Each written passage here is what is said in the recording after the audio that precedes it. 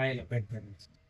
ಇವತ್ತಿನ ನಾನು ಹೇಳೋದು ಈ ಟಾಪಿಕ್ನ ಯಾವ್ದಾದ್ರು ಪೆಟ್ ಓನರ್ಸು ಮಾಡ್ತಾ ಇದ್ದಾರೆ ಅದನ್ನ ಈಗಲೇ ಸ್ಟಾಪ್ ಮಾಡಿ. ಈ 5 ಮಿಸ್ಟೇಕ್ ಏನು ಅಂತಂದರೆ, ಮೊದಲನೇದು ಹ್ಯೂಮನ್ ಶಾಂಪೂನ ಪೆಟ್ಟಿಗೆ ಯೂಸ್ ಮಾಡೋದು. ಸೊ ಅದನ್ನು ಆಲ್ರೆಡಿ ಒಂದು ವೀಡಿಯೋದಲ್ಲಿ ಹೇಳಿದ್ದೀನಿ ಏನೇನಾಗುತ್ತೆ ಅಂತ.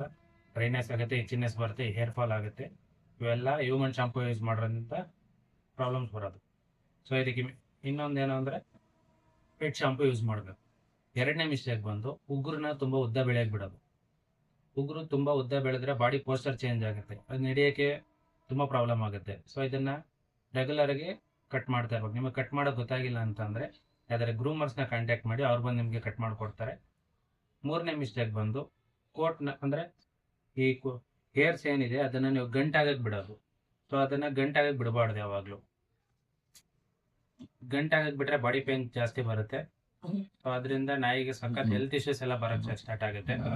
ನಾಲ್ಕನೇ ಪಾಯಿಂಟ್ ಬಂದು ಕಿವಿ ಕ್ಲೀನ್ ಮಾಡೋದು. ಕಂಪಲ್ಸರಿ ಕಿವಿನ ಕ್ಲೀನ್ ಮಾಡಲೇಬೇಕು ಯಾವಾಗಲೂ. ಅಟ್ಲೀಸ್ಟ್ ವಾರಕ್ಕೊಂದ್ಸಲ ಆದರೂ ಅದನ್ನು ಚೆಕ್ ಮಾಡ್ತಾ ಇರಿ. ಕಿವಿ ಏನಾದರೂ ವ್ಯಾಕ್ಸ್ ಕಟ್ಟಿದೆ ಅಂತಂದರೆ ನಾಯಿಗೆ ಅಂತ ಇಯರ್ ಕ್ಲೀನ್ಸರ್ ಬರುತ್ತೆ, ಅದನ್ನು ಯೂಸ್ ಮಾಡ್ಕೊಂಡು ಕ್ಲೀನ್ ಮಾಡಿ. ಐದನೇ ಪಾಯಿಂಟ್ ಬಂದು ಈ ಥರ ಡಬಲ್ ಕೊಟ್ಟಿರೋಂಥ ಚೌಚೌಗೆಲ್ಲ ನೀವು ಝೀರೋ ಕಟ್ ಮಾಡಿಸೋದು. ಝೀರೋ ಕಟ್ ಮಾಡಿಸೋದು ತುಂಬಾ ದೊಡ್ಡ ತಪ್ಪು. ಆ್ಯಕ್ಚುಲಿ ನಾನು ಮಾಡಿಸಿದ್ಮೇಲೆ ಗೊತ್ತಾಗಿರೋದು.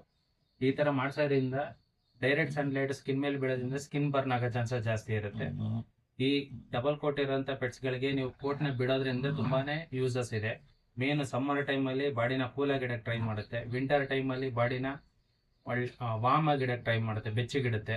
ಸೊ ನೀವು ಡಬಲ್ ಕೋಟ್ನೆಲ್ಲ ಕಂಪ್ಲೀಟ್ ರಿಮೂವ್ ಮಾಡಬೇಡಿ. ಅಕಸ್ಮಾತ್ ನೆಸೆಸಿಟಿ ಇದೆ ಅಂದರೆ ಒಂದ್ಸಲ ಗ್ರೂಮರ್ನ ಸಜೆಷನ್ ತಗೊಂಡು ನೀವು ಕಂಪ್ಲೀಟಾಗಿ ಏರ್ನ ರಿಮೂವ್ ಮಾಡಿ. ಇಲ್ಲ ಅಂತಂದರೆ ಈ ವಿಡಿಯೋ ನಿಮ್ಗೆ ಇಷ್ಟ ಆಗಿದ್ರೆ ನನ್ನ ಸಬ್ಸ್ಕ್ರೈಬ್ ಮಾಡ್ಕೊಳ್ಳಿ.